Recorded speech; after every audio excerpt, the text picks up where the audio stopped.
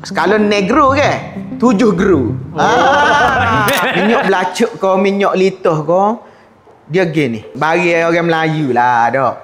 Besar mana je. Paling standard kali ikut ukur dekat 3 eci lebih sikit-sikit lah. Tak ada lah siapa 6 eci, 8 eci tu. Dak, kecuali saya lah. Itu lain.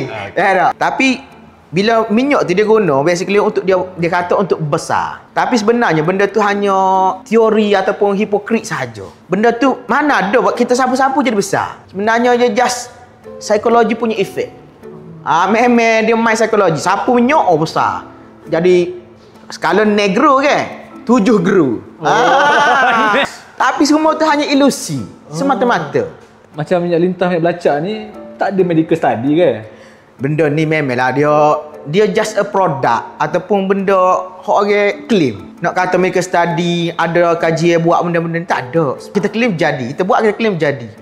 Lepas tu dia ambil gambar tu, dia buat testimoni gambar tu, bukan bayar orang Melayu boh.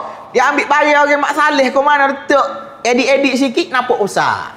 Memang itu saya kata tadi. Ilusi di mata bukan realiti. Okay.